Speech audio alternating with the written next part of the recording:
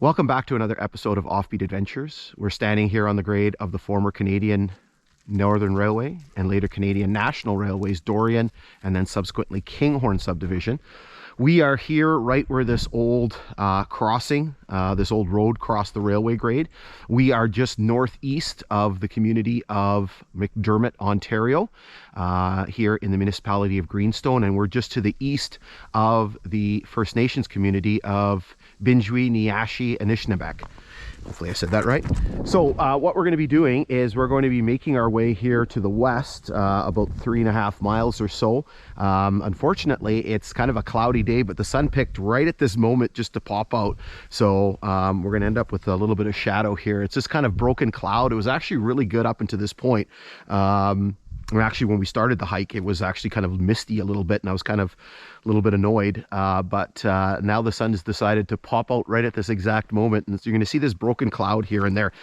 So right off the hop here, we got a couple of things. So here you can see all of this debris here from when they removed the rails. You can see all kinds of pieces of tie. Obviously there was some issue removing the ties here. It looks like there's a piece that's still in here, so you can just see bits and pieces of tie that's all over the place.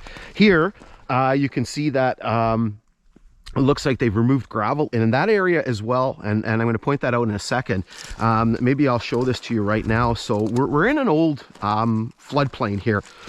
Just to the north of us is the Blackwater River, which skirts the railway grade for quite a number of miles. It deviates from the railway grade up by Warnford Station, but basically follows the railway grade for you know, a good 20 miles before that. And so this is all kind of old floodplain, and so you can imagine that there's a lot of gravel and stuff like that.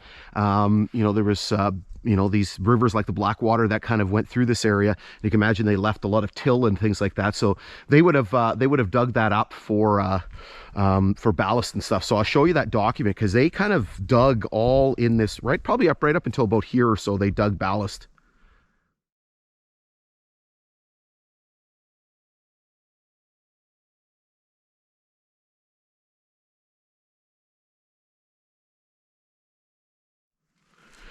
Okay, let's, you don't have to go very far here. I'm just kind of scanning here. That crossing, there is a flanger sign on the other side of the crossing. So this is a redo. We've been through this section before, a couple of years ago. So right now it's October of 2023. We did this section back in the spring, so back in May of 2021. We're redoing this because there's some new information and such. We've done that section over there going back towards Warnford Station. Right now I don't have plans to redo it, but I may, just simply because it's really nice here in the fall time. It looks very beautiful. So I'm just scanning here to see if there was maybe I missed it. See if there was a flanger sign. If it's down there in the grass, there's no way to see it. Now, you'll notice that I'm sort of coasting downhill here. We have a couple of culverts here, and obviously this has been repaired because there's a huge dip in the grade here. Again, you can see this area here where it looks like material's been dug out of. And then you can see here, we actually have two culverts. So we have a more modern metal culvert, and you can see we have a segmented concrete culvert. So we'll drop down and take a look at that. All right, so we're down here at the culvert. We're on the top of the culvert. You can see this is the intake end, so the flanged end. And you can actually see erosion has revealed some of the sections. So you can actually see there's one, there's two, there's three sections. You can actually see where they joint together at the coupling. Actually look like it's in pretty good shape, at least this part of it. So what we're going to do is we're going to drop down and take a look at the opening here, and you'll see what's going on. All right, so we've made our way down here below the grade. We're right on the edge of this sort of swampy area, which I think may have been an old gravel or ballast pit here. So here you can see the opening of this concrete culvert. It's about a 5-footer. If we push in here past the raspberry bushes, you can see inside, you can see that it's all plugged up with debris. Looks like sticks and mud and stuff like that. If I had to guess, I'm guessing probably the beaver did this. You can see a couple of these metal stakes here. And here, I guess, was the solution to the issue with the culvert plugging up. So here is the metal culvert that they inserted in here. You can see there's all kinds of gravel in here. Okay. Thankfully, we're at the end now.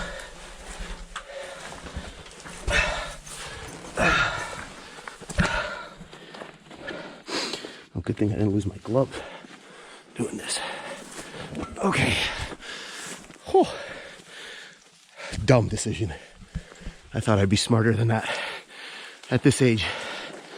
Okay, so here's the other side of the concrete culvert. See a whole pile of ties over there. You can see it's all plugged up with debris and sediment. And again, I don't know if this was done by a beaver or if this was just a natural clogging process. Okay, let's jump back up on the grade and resume our journey. Okay, here we go. Now we got to go uphill. And there's another culvert coming up just right up there. So as I mentioned, it is October. It's the middle of October. Today's the 14th of October. It's balmy 5 degrees Celsius. Now that the sun's come out, it's actually a little bit warmer. We were going east. We were going into the wind, and it was a little on the chilly side. Weather's been kind of all over the place. It's been very, very dry. And you'll see that there's a lot of sort of wet areas that that have sort of dried up a little bit. So you can see again this big dip here in this area where it's all sort of subsided. Not sure what the heck was going on here, if there was a washout or something happened here. So there's another culvert coming up. So as I mentioned, this is a redo. The last time we were here was third week in May. And I remember, because kind of where I passed this area, I remember looking at my phone, because there is a little bit of cell coverage here, and it was ridiculously hot and humid. And I wasn't, it was warm. It was about this time in the morning, and I remember just feeling like I was gonna melt. Today, not so much. Got the gloves on, got the skull cap on. Like I said, it's not particularly super warm. As I mentioned, it's been very dry though. We've been kind of getting just like not really a lot of concentrated rain, just like showers here and there. So, you know, here yesterday it rained a little bit, so the bush is a little damp. Just kind of more annoying than anything here. So here we have another culvert. I can't read the marker on there. There's actually 2 culverts in here. And again, there's a little dip. You can see that there's a dip in here. So I'm guessing at some point this was repaired. Okay, so while we have a second here, we will do our usual history lesson. So this line was constructed by Canadian Northern Railway between 1911 and 1914. This line was going to be one of the final pieces in Canadian Northern's transcontinental ambitions. The Canadian Northern Company got their start in Manitoba way back in 1896.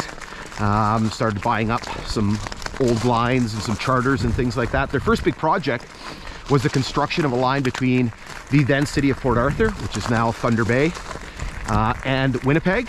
And that line was completed in 1902. The sun's going to annoy the hell out of me. And after that, they began building lines all throughout the prairies. And Canadian Northern sort of became synonymous with the northern part of the prairies. And then at the same time, they began constructing north from Toronto. Again, building some lines, buying up some old lines and charters and things like that, eventually reaching up into the Sudbury area. Here we're going through this nice little cut here. You can see the trees. Many of the trees have lost their leaves already, but you can see the tamaracks are just starting to turn, and we'll talk more about the tamaracks shortly. So it was around that time that Canadian Northern realized that for their company to be successful in the long term, they would need a transcontinental connection. Now, the problem was Canadian Northern was not particularly keen on building that transcontinental connection, because there were some really difficult sections and expensive sections they would have to build. For example, through the mountains of British Columbia and this section. So in this area, they actually looked at some options. Here's a tie. It's still in place. They actually looked at potentially getting a running rights agreement with Canadian Pacific Railway. So they kind of went back and forth for a bunch of years, and unfortunately were not able to accomplish anything. So they ended up having to build. So as I mentioned, this section, here's another one here, another tie. This section was particularly difficult to build. It was very long. It was going to be 550 miles from Ruel, which was the end of the steel, by Sudbury, and then to Port Arthur. And it was going to be very difficult to construct. This section isn't too bad. But you're going to see in other areas, it's going to be difficult. This kind of, again, we're in that floodplain. It's a little bit swampy at times. We're kind of in a bit of an upland area. We're going to drop down in the swamp and then come back up again. So here I've made a marker, and the reason why I made a marker is because, as you're going to see, we are starting one of the longer straight stretch sections on this line. And so I'll flash up a map here so you can see.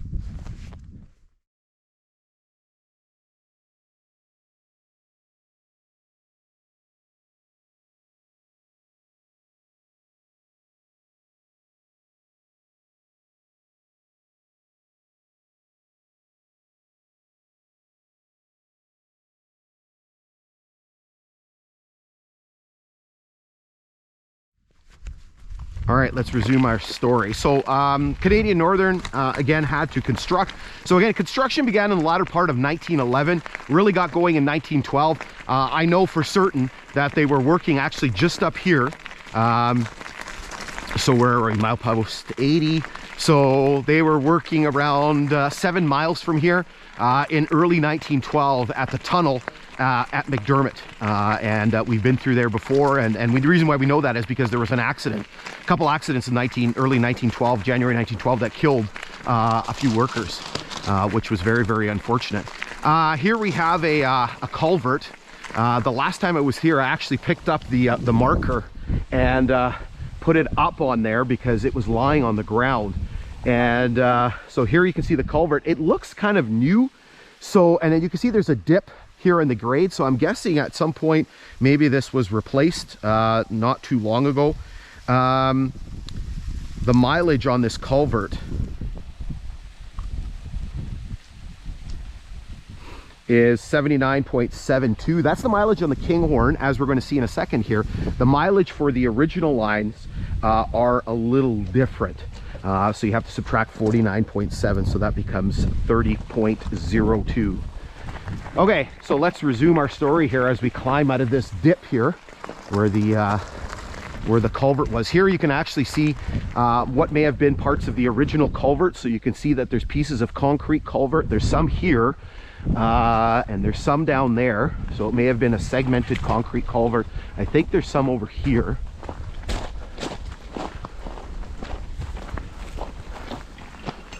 So there's some right there. And then there's some over here as well. All down in here.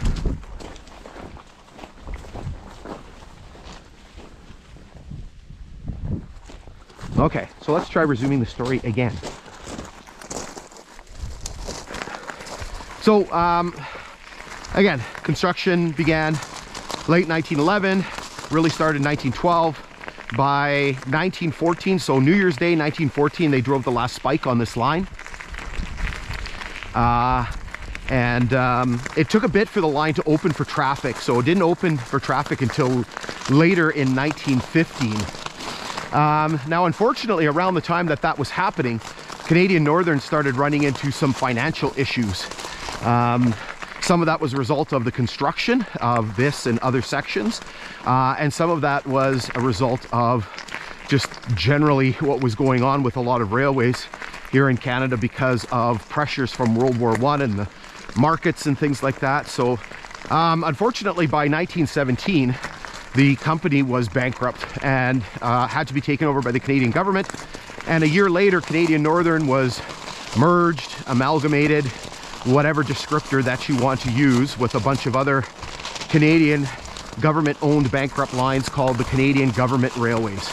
And that merger, which happened right at the end of 1918, created Canadian National Railways, and that took effect.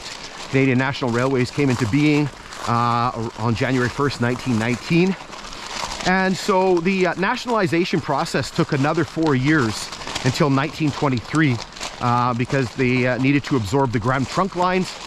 So in 1923, the name of this line changed. It had originally been the Nipigon subdivision of Canadian Northern Railway, and it became the Dorion subdivision of Canadian National Railways. And it continued as the Dorion subdivision until 1960, when CN did some really big reorganizations of its operations. And so this line, the Dorion subdivision, was merged with the more easterly Kinghorn subdivision, and that merger produced the Kinghorn. So the whole line became the Kinghorn, running from Long Lac through to Port Arthur, 195 miles. Okay, so now we're kind of right in the throes of this long sort of straight stretch here. And we're going to continue on this straight stretch for quite a ways. We're starting to, the geography is starting to change a little bit here. We're starting to get into kind of a little bit more of a swampy area. So what we'll do is we'll hold up here for a second, and then we'll continue on momentarily.